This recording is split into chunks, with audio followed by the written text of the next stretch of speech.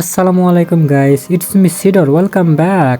তো আজকে আমি আপনাদের এখানে এন লেখা শিখাবো। কিভাবে এন লিখবেন এটা আমি আপনাদের আজকে শিখাবো। এন লেখার জন্য সর্বপ্রথম আপনি নিচ থেকে একটা তুলে নেবেন। নিচ থেকে একটা তুলে নিয়ে একটা পেজ দিবেন।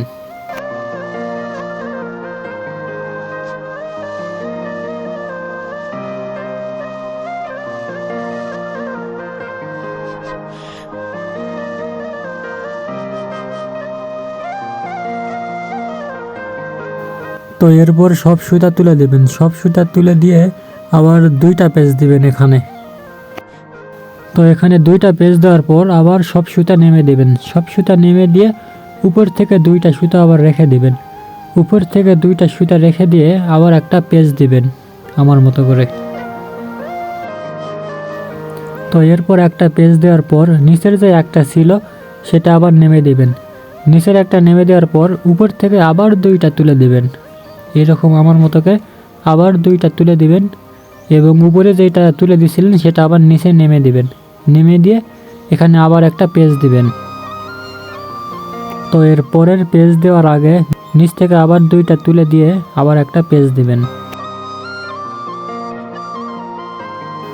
তো এর পরবর্তী পেজে যায় নিচ থেকে আবার দুইটা তুলবেন। নিচ থেকে আবার দুইটা তুলবেন এবং সর্বপ্রথম উপর থেকে যেই দুইটা তুলেছিলেন সেই দুইটা আবার নিচে নেমে দিবেন।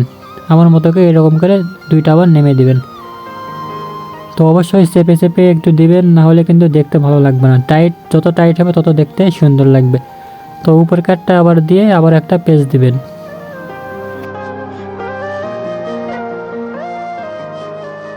তো এরপরে নিচ থেকে যে দুইটা ছিল সেই দুইটা আবার হাতে তুলে নেবেন।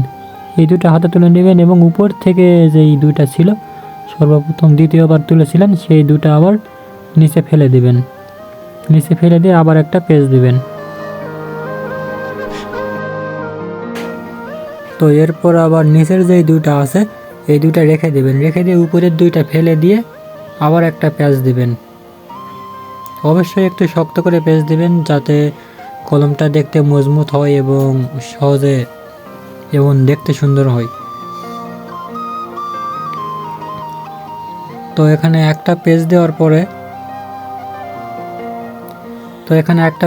পরে উপর থেকে আবার একটা উঠাই নেবেন। উপর থেকে আর একটা উঠাই নিয়ে আবার একটা পেজ দিবেন।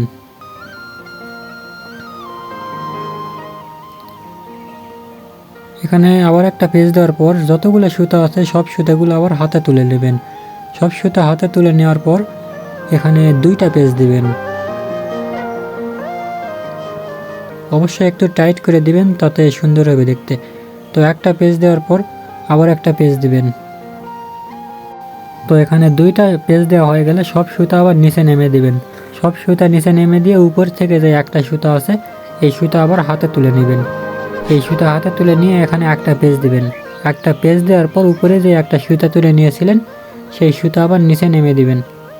নেমে দিয়ে একটা ভালো করে পেজ দিবেন। তো পেজ দিলে বুঝতে পারবেন যে আমাদের এন লেখা কমপ্লিট হয়ে গেছে। দেখুন কি সুন্দর হয়েছে আমাদের এন।